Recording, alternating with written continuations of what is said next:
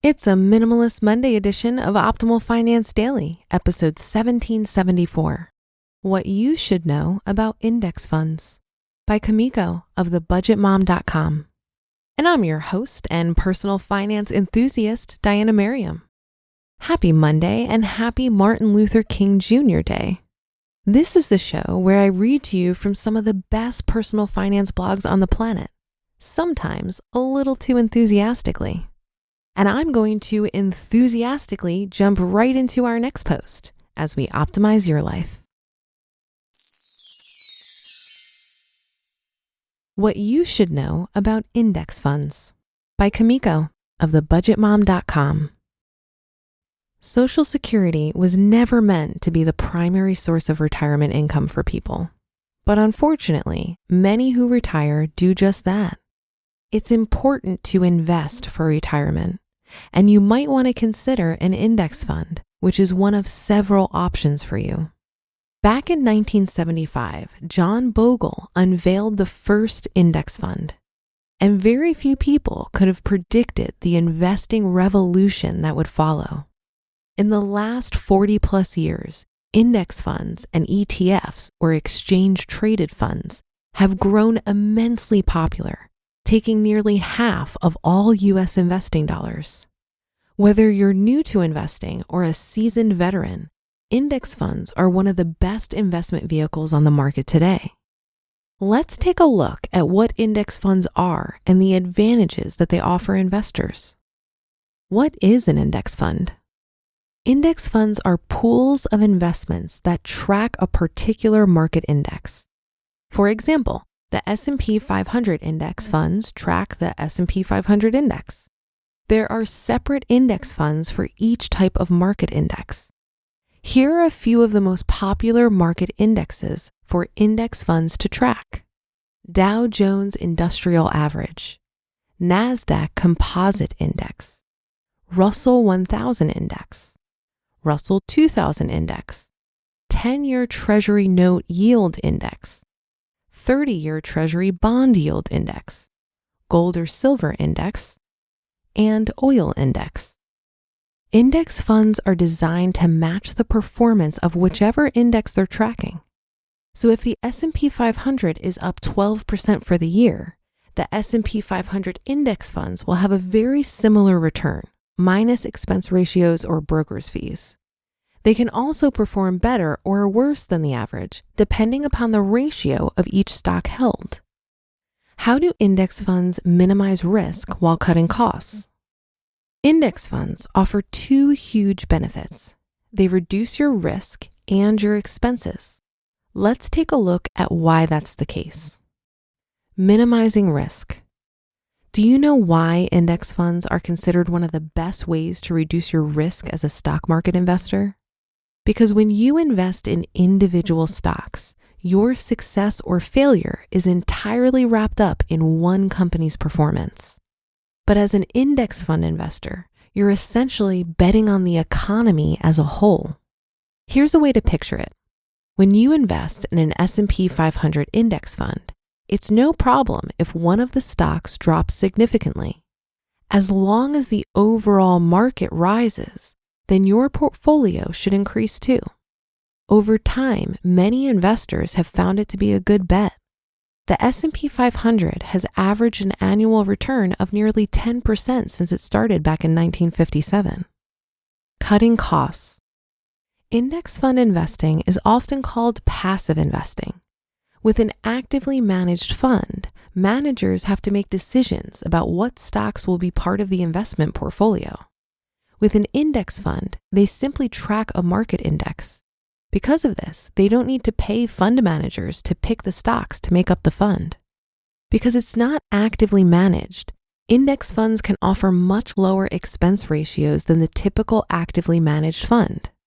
An expense ratio is the percentage of a fund's assets that are used to pay for things like the administration and management of the fund, as well as advertising, marketing, and other expenses it takes to operate the fund.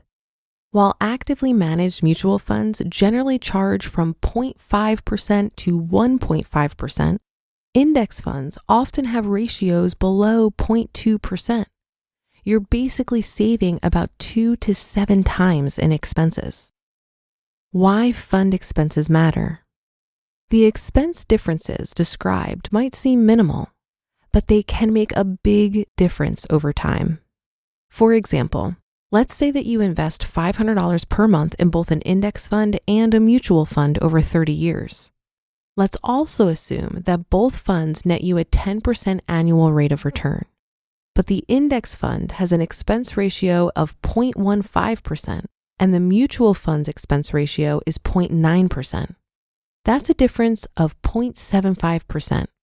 It drops the overall return of the index fund to 9.85% and the mutual fund to 9.2%. It might not sound like a big deal, but it could be more significant than you think.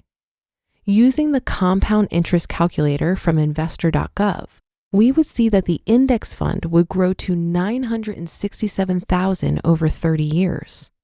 And the mutual fund? Its final value would total just over $840,000. That's a difference of $124,000 in your retirement portfolio, all due to a cost difference of only 0.75%. And remember, those calculations only take expense ratios into account. Mutual funds that charge expensive sales loads will compare even less favorably to index funds. Consider these loads to be a commission paid to buy or sell mutual fund shares. Do index funds perform well? Index funds have lower expense ratios, but how do they perform compared to actively managed mutual funds? Well, an index fund will generally match the index. It could vary a little depending on the ratio of stocks owned. If stock A has the highest rate of return and you own a greater percentage than is represented in the fund, then there's a good chance that the index fund will outperform the index.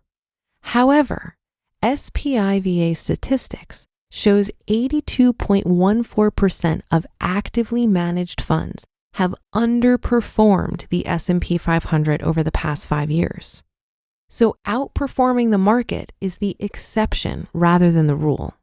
It turns out the average Joe isn't the only investor who struggles to outperform market indexes. So-called expert fund managers do too. So passive investing is not only more cost-effective than active investing, but you'll typically enjoy better portfolio performance as well. If you're ready to start index fund investing, I recommend opening a brokerage account, choosing a market index that you'd like to invest in, and finding the specific index fund that your broker offers, which tracks that particular index. You just listened to the post titled, What You Should Know About Index Funds by Kumiko of thebudgetmom.com. Look, decorating our homes isn't easy. This year, let the expertise of Jenny Kane Home curate your dream space. Jenny Kane Home has everything you need to make your home your favorite place to be, from timeless furniture to elevated accents and more. Something for every room and style. The aesthetic is beautiful. You have to see it for yourself. From cozy to more of a cool California style, their pieces make every room feel complete. Check out the Pacific bed and you'll see what I mean.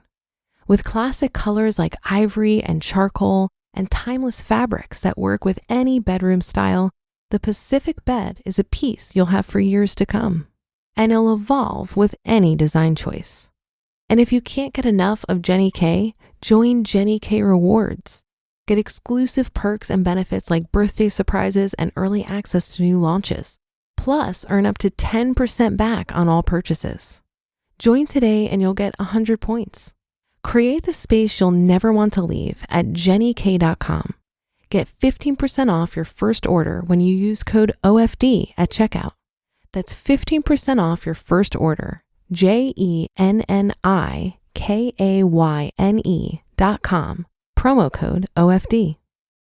As a lover of index funds myself, I really enjoyed this summary of why they're so awesome. I'll add here that another benefit to index funds is that they're self-cleansing. When any individual holding loses value, at a certain point, it'll be delisted from the index and replaced by stocks that are performing better. And when it comes to returns and trying to beat the market, because I'm investing for the long term, I simply don't need to beat the market. I'm happy with matching the market to meet my financial goals. When it comes to investing, I've put a much bigger focus on how much I'm investing rather than the returns on those investments.